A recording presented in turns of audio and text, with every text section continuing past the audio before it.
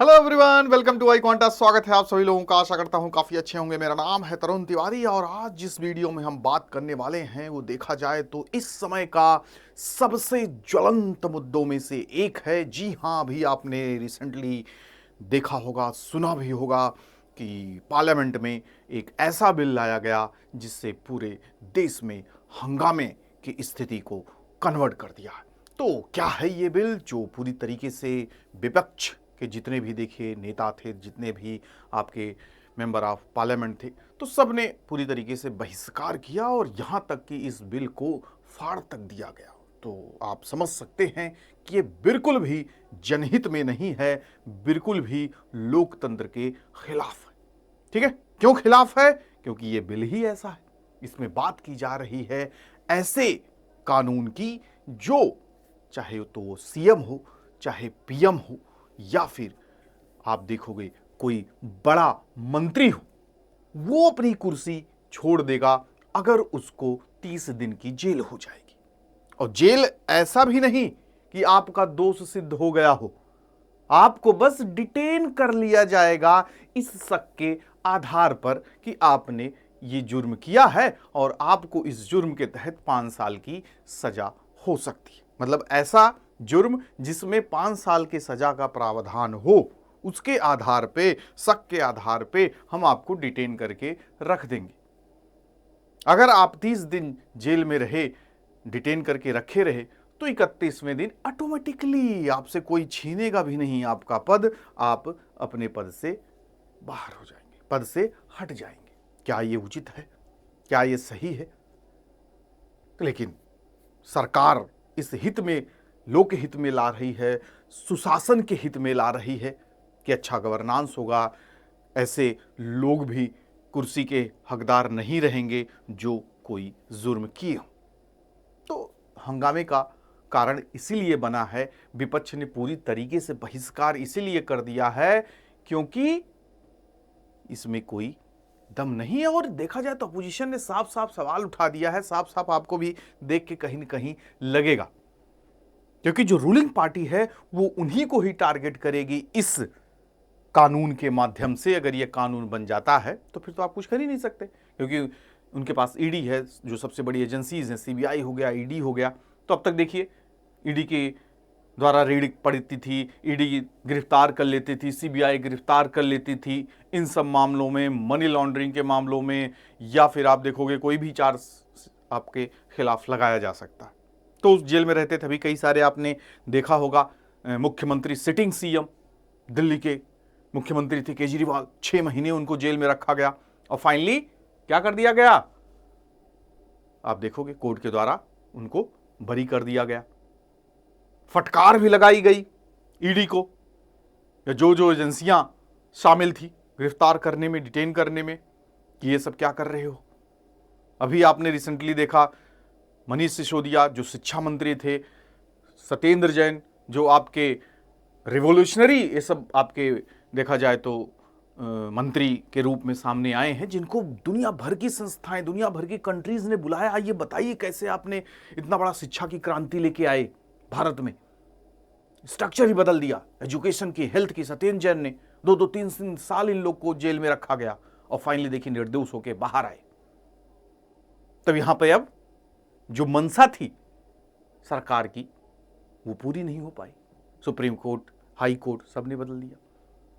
अभी आपने रिसेंटली देखा होगा झारखंड के सीएम, तमिलनाडु के मंत्री, उनको भी 5-6 महीना रखा गया। तो ऐसे सारे मंत्री, सिटिंग सीएम्स वगैरह को जो अपोजिशन पार्टीज के हैं, यानी जो रूलिंग पार्टी के अपोजिट पार्टीज हैं, उनको टारगेट किया जा रहा है, लेकिन वो उसमें सफल नहीं हो पाए, कोर्ट के द्वारा निर्दोष सिद्ध हो गए। तो यहां पे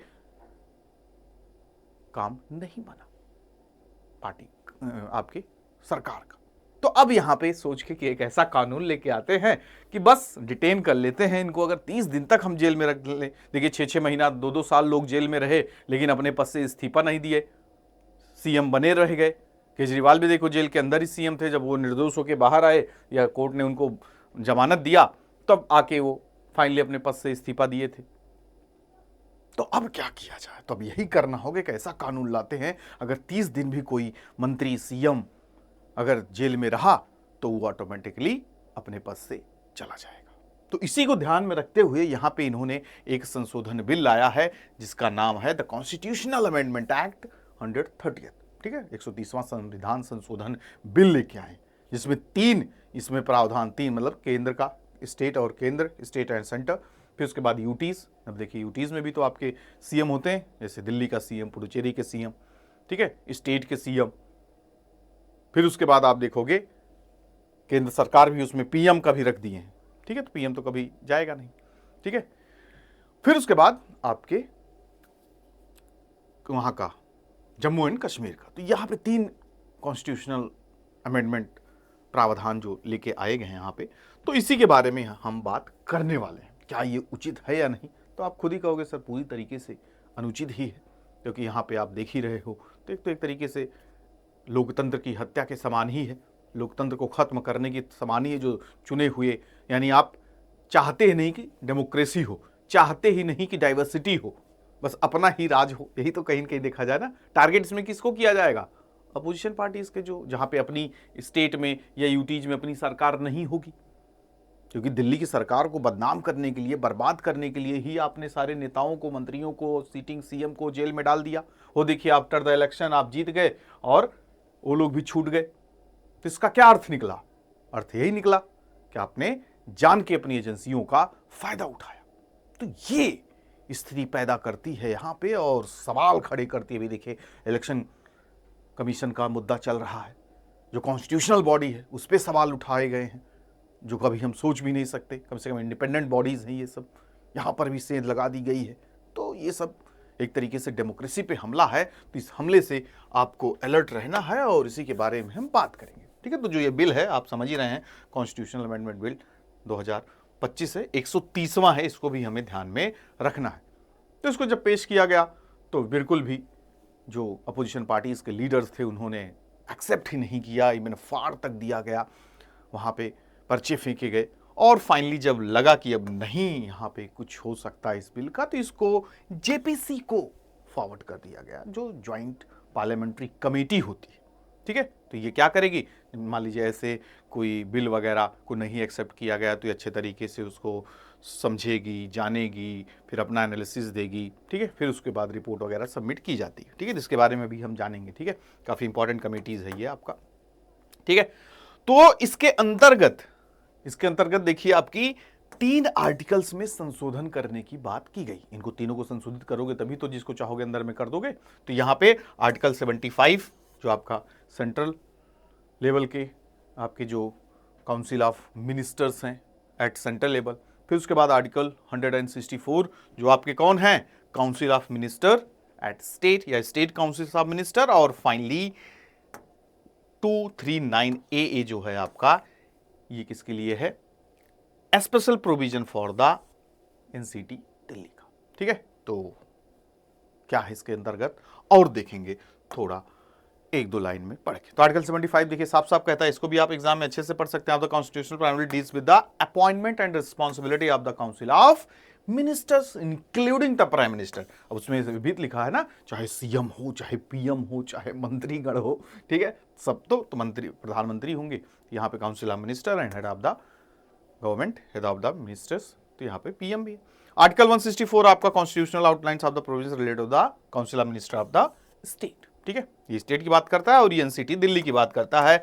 आर्टिकल 239 ए, ठीक है, यानी दिल्ली के सीएम को अगर अब टारगेट करना होगा तो अच्छा सा इनके पास कानून आ जाएगा। ठीक है, तो ये प्रावधान, ये प्रोविजंस इसमें रखे गए। तो क्या इसमें प्रपोज किया गया 130th जो आपका कॉन्स्टिट्यूशनल अमेंडमेंट बिल आया है, इसमें क्या रखा गया?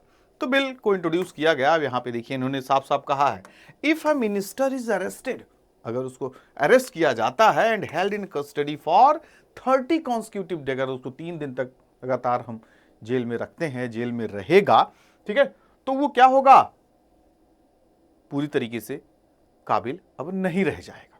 ठीक है, अगर कहा गया है कि ऐसे सजा, मतलब उसने कोई ऐसी गलती की हो या उसने ऐसा कोई जुर्म किया हो या उसके जुर्म में उसको 5 साल का अगर प्रावधान है, जैसे सबको देखिए आपके मनी लॉन्ड्रिंग केस में किसी को आपके ईडी उसमें फंसा दी थी, आपके लिक्वर केस में, ठीक है। तो ऐसे केसेस में जिसमें अगर कोई बड़ा जघन्य अपराध टाइप हो, बड़ा ऑफेंस हो, तो वहां पे अगर 5 साल या उससे ज्यादा का सजा का प्रावधान है तो हम उसको क्या करेंगे, वो पद से हट जाएगा और 30 दिन तक वो जेल में रहता है।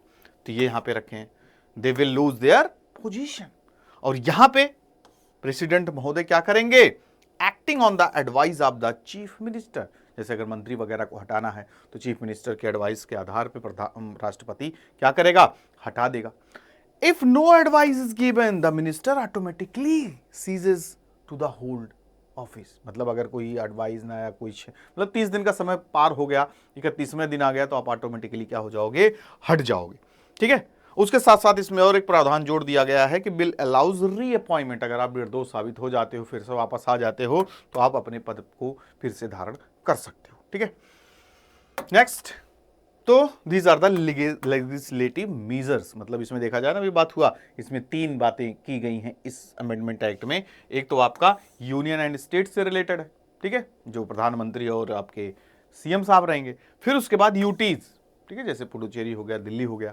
तो यहां पे ये क्या होगा, आपका amends the government of union territory act 1963 को क्या किया जाएगा, अमेंड किया जाएगा, जिसमें जो जो प्रावधान आपके दिए गए हैं।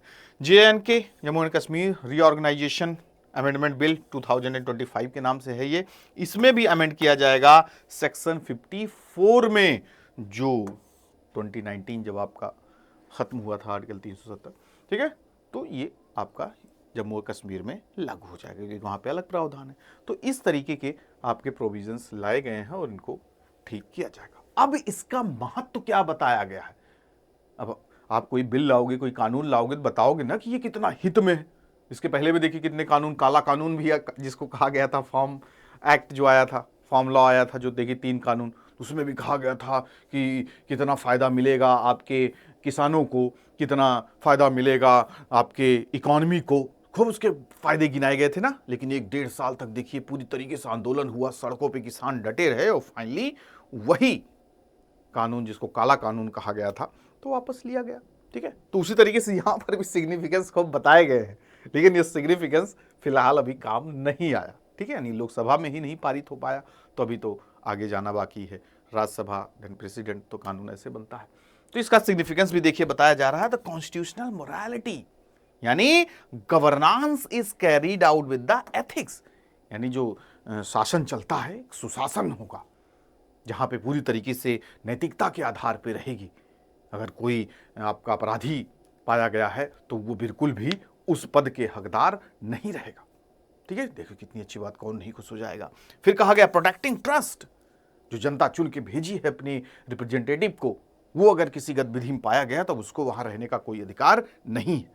यानी ये विश्वास जो होना चाहिए एक वोटर का, एक सिटीजन का, एक अपने कॉन्स्टिट्यूंसीज के सारे वोटर्स का, वो बना रहे, ताकि अगर वो क्रिमिनलाइज प्रवृत्ति का पाया गया है तो वहां पे उस पद पे नहीं रहेगा। नहीं तो फिर लोगों का विश्वास ही टूट जाएगा। जैसे अभी इस तरीके से देखो, आपका इलेक्शन कमीशन से विश्वास टूट रहा भैया, या पार्टी से विश्वास टूट रहा है। इल्जाम तो सीधा सीधा गवर्नमेंट के ऊपर ही लग रहा है ना, उसे ने वोटों की चोरी की। तब यही जब हर जगह फैल जाएगा, हर जगह दिखने लगेगा हाँ सचमुच चोरी हुई है, तो फिर लोगों का विश्वास ही खत्म हो जाएगा, डेमोक्रेसी भी विश्वास खत्म हो जाएगा। एक ही तो पावर थी, वोट का पावर, वही खत्म हो जाएगा। कम से कम आपको तो ये तो रखता था, कम से कम अगर आप दबे कुचले हो, सरकार आपको कीड़े मकोड़ों की तरह ट्रीट कर रही, वही मान रही है, लेकिन तब भी आपको पता है एक शक्ति ऐसी है जो तुम अपने आप को अगर भगवान समझ रहे हो तो हम तुमको जमीन पे ला देंगे, वो आपके वोट की पावर है, ठीक है। तो वोट की पावर कब काम करती थी, जहां पे आप वोट देने जाते थे इलेक्शन कमीशन, तो वो सच्चाई दिखाती थी भाई, जितना वोट पाए हो तो सामने। लेकिन अगर पता चला फर्जी वोट ही पड़ रहे हैं तो आपका वोट ही किसी काम का नहीं, 500 लोग अगर सही रास्ते पे हैं, 1000 गलत रास्ते पे, तब भी वो जीत गया, तो फिर बेकार है। तो वो ताकत आपकी न जाए, तो ट्रस्ट बना रहेगा, गुड गवर्नेंस स्थापित हो जाएगा, ठीक है। और ब्रिजिंग लीगल गैप, तो ये सब यहां पे सिग्निफिकेंस भी दिखाया गया, जो कहा जा रहा है इसका हमें लाभ मिलेगा। तो अब यहां पे कुछ चीजें हैं जो चिंता का भी विषय है और कुछ हमारे सामने चैलेंजेस भी है। What are the main challenges, what are the main concern?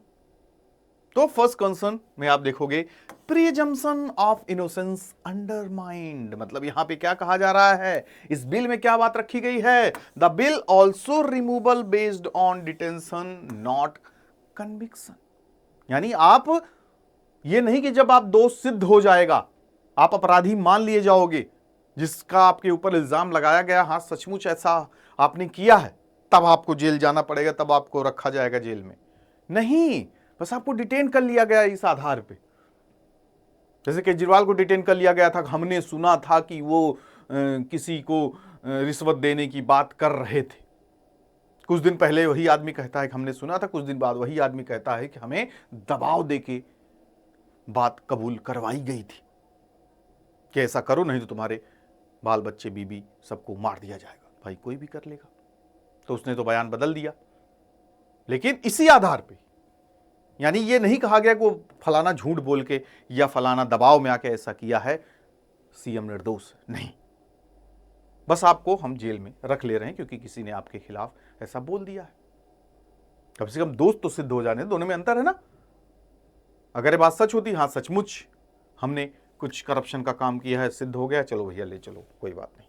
लेकिन किसी के कहने पे आधार पे आप जेल में रखे हो और 30 दिन तक अगर जेल में हो तो गए, ठीक है। तो ही यहां पे कहा जा रहा है, ठीक है, not conviction based on detention, जो क्या करता है, contradicts the principle of innocent until proven guilty. जो सिद्धांत बना है, जब तक आप भाई दोष सिद्ध ना हो जाए तब तक आप दोषी नहीं पाए जाओगे, तो सिद्धांत को भी कहीं न कहीं ये उसके विपरीत उल्टा है, ठीक है। जैसे कि अब इसकी वजह से क्या हो जाएगा, जो आपको फंडामेंटल राइट आपका मिला है, article 14, right to equality, right to liberty, life and liberty का, तो इसका भी तो ब्रीच ही हो रहा है, ठीक है। Then scope for political misuse, सबसे बड़ा तो यही सबसे बड़ा कंसर्न है, ठीक है। पॉलिटिकल मिसयूज यहां पे बड़े लेवल पे देखने को मिलने वाला है, क्योंकि जो रूलिंग पार्टी होगी, जिसके पास पूरी सत्ता होगी, केंद्र की सत्ता होगी, वो नहीं चाहेगा कि स्टेट में भी हमारी गवर्नमेंट क्यों ना रहे। अगर अदर पार्टीज का है तो वो सरकार गिराने की बारे में सोचेगा, कैसे गिराओ, कुछ ना कुछ अपनी जो ईडी है, सीबीआई है, उसके माध्यम से बस उसको किसी भी चीज में फंसा दो, 30 दिन तक बस जेल में रखे रहो, उसकी सरकार हम गिरा देंगे, मतलब अपने पद पे ही नहीं रहेगा, सरकार गई। फिर चुनाव होगा, उसके बाद तो हम इलेक्शन कमीशन को हैक कर ही लिए हैं, और फाइनली क्या होगा, अपनी ही सरकार बनेगी। तो इसका जो मिसयूज देखने को मिल रहा है, ये चिंता का विषय हो सकता, ठीक है। वही यहां पे बात की जा रहा है। Position argue the provision could be weaponised by the union government through investigative agencies like CBI और ईडी। सीबीआई ईडी तो कभी भी पहुंच जाती है, ठीक है। थ्रेट टू फेडरलिज्म, यहां पे देखिए खतरा है फेडरलिज्म को भी। कैसे, bill centralise powers and weakens the autonomy of the state government. Centre यहां पे ज्यादा पावरफुल दिख रहा है, कहां यहां पर divide between the power between the centre and state दिख रहा है। यहां पे जहां पे आपकी गवर्नमेंट नहीं है, जहां पे आपकी स्टेट में अपनी सरकार नहीं है, उसको तो गिराने पे तुले हो, किसी भी तरीके उसको फंसा के जेल में डालो, तो फिर सेंटर स्टेट का सामंजस्य कैसे बना रहेगा, एक चुनी हुई सरकार, एक स्वतंत्र सरकार कैसे रहेगी, ठीक है। जुडिशियल चैलेंजेस भी यहां पे देखने को मिलेंगे। जो बेसिक स्ट्रक्चर डॉक्ट्राइन है, द बिल में face scrutiny under the basic structure doctrine, specially regarding the independence of the executive and separation of powers, ठीक है। मतलब जो एग्जीक्यूटिव है, जो सीएम है, जो मंत्री है, जो पीएम है, दे आर एग्जीक्यूटिव्स, तो वहां पर उनकी इंडिपेंडेंस का भी खतरा है। And the last, ethical governance and democratic safeguard. यहां पे दोनों चीजें आपस में भिड़ गए हैं। एक तो एथिकल गवर्नेंस के नाम पे कि हम हर चीज नैतिकता के आधार पे सुशासन करेंगे, सारी चीजें करेंगे, और दूसरी चीज यहां पे डेमोक्रेसी को भी खतरा नजर आ रहा है। अगर ऐसा होगा तो एक तरीके से आप जिसको चाहोगे उसको खत्म करके अपना ही शासन स्थापित करोगे, तो यहां पे क्या हो जाएगा, डेमोक्रेसी भी खतरे में आ जाएगी। तो यहां पे आप देखोगे existing framework and it's limitation. आज के समय में क्या चल रहा है, आज के समय में ऐसा प्रावधान तो है नहीं, इसलिए तो इसको लाया जा रहा है, ठीक है। ऐसा नहीं है कि अगर आप दोषी हो या आपका जुर्म मतलब कंसीडर कर लिया गया है और फाइनली आप सजा के प्रावधान हो तो उसके बाद तो आपका पद, आपका कुर्सी चली ही जाती थी। लेकिन ऐसा कोई प्रावधान नहीं था कि हम आपको डिटेन कर लिए हैं 30 दिन के लिए किसी चीज में चले जाओ, ठीक है। तो यहां पे आप देखोगे अभी फिलहाल आपका section 8 of the RPA act 1951 के अकॉर्डिंग है, legislators are disqualified only upon conviction. जब आप दोषी पा गए हो, दोषी पाए गए हो और आपको सेंटेंस मतलब आपको जेल वगैरह हो गई है, एटलीस्ट 2 ईयर्स, 2 साल का सजा वगैरह हो गया, दोषी वगैरह पा गए, मतलब फाइनल हो गया है कि आपने जुर्म किया था, आप सजा के हकदार हो, तो भाई अब उसको कुर्सी छोड़ना ही पड़ेगा, छोड़ना है। सही बात है, तो करना ही चाहिए, तो सही है। लॉ कमीशन की 170वीं रिपोर्ट में भी देखिए बात की गई है, इसने भी रिकमेंडेड किया है disqualification from the stage of framing of charge for offence with punishment of 5 years और मोर, ठीक है। इस यहां पर भी प्रावधान है कई सालों का। And finally limitation, neither provision address the period of pre-conviction custody enabling minister to remain a office despite being in jail, ठीक है। तो वही बातें जो हमने यहां पे की, तो इससे पता चलता है कि अभी भी प्रावधान है, लेकिन जो अभी ये लोग चाह रहे हैं वो नहीं है, ठीक है। तो इसलिए नया कानून लाया जा रहा है।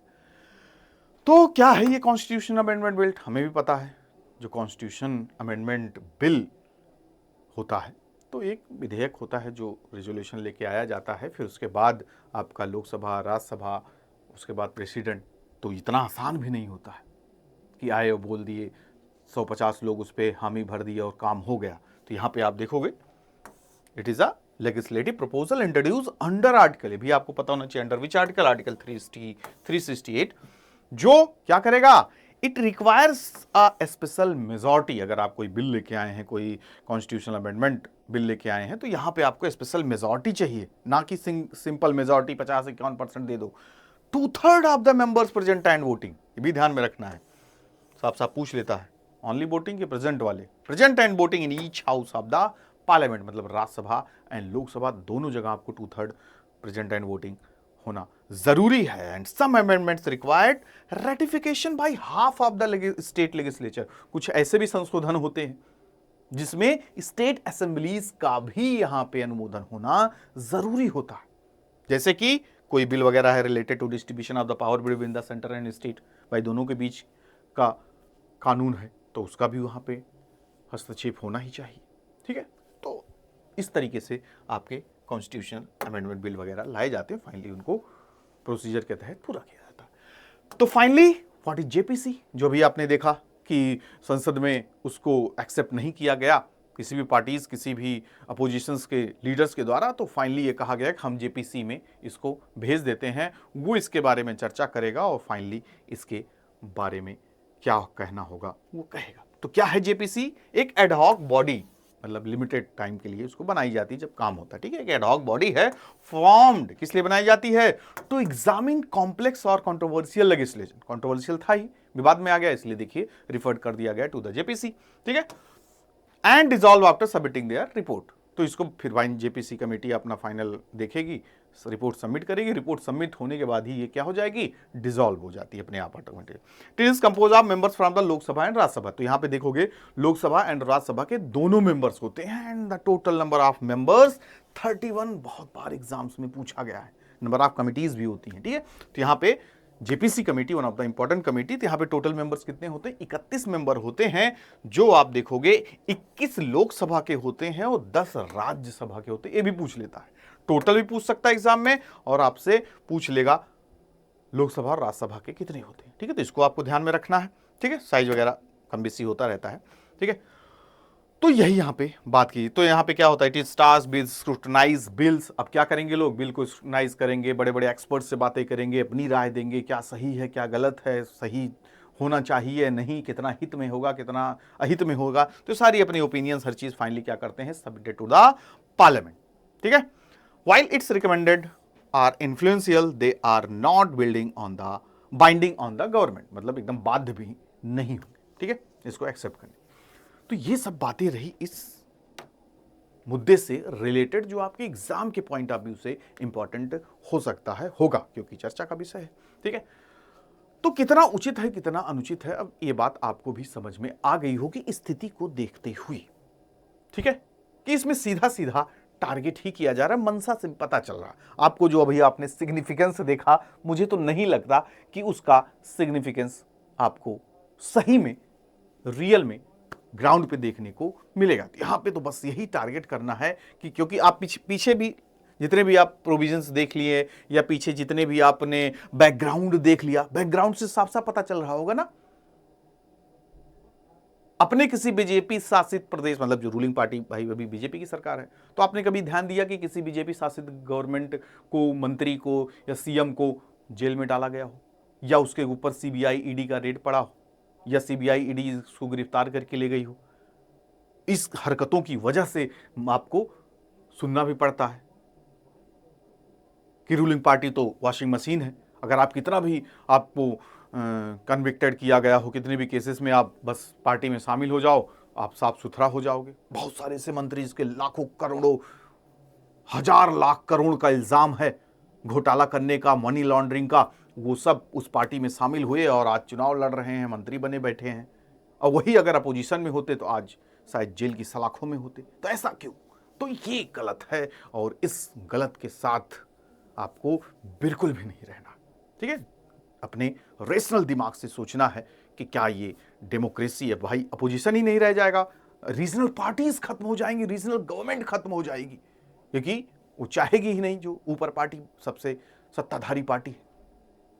तो इसको अगर बचाना है, इसके साथ खत्म होना है कि खत्म ना हो जाए रीजनल पार्टीज, तो यहां पे अपना स्टैंड आपको भी लेना होगा, ठीक है। न्यूट्रल माइंडसेट से सोचना होगा, क्योंकि अगर basic structure of the democracy, basic structure of the country, जिसपे हमारा पूरा मूल सिद्धांत खड़ा है, वो अगर डगमगा गया तो फिर देखिए आपके वोट की ताकत जा रही है, डेमोक्रेसी कोलैप्स होने की कगार पे है।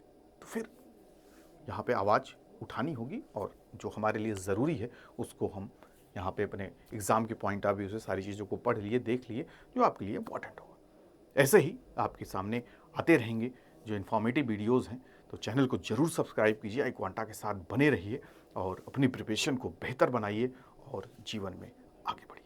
मिलते हैं नेक्स्ट वीडियो में, तब तक अपना ख्याल रखिए, ध्यान रखिए। Bye bye, take care to all of you, good luck.